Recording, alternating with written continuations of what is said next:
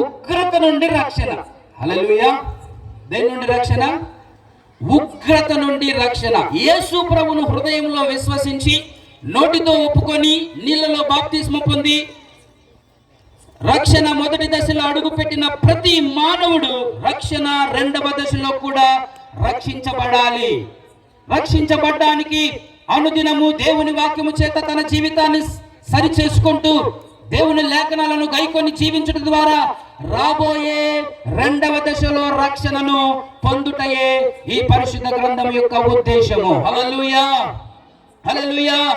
ఎంతో మంది దేవుని ఎరిగి రక్షించబడి మొదటి దశలో ఉన్నవారు అనేక మంది త్రాగుబోతులు ఉన్నారు, అనేక మంది తిట్టుబోతులు ఉన్నారు, అనేక మంది గొడవ పడేవారు ఉన్నారు, అనేక మంది అసూయతో నింపబడ్డవారు ఉన్నారు.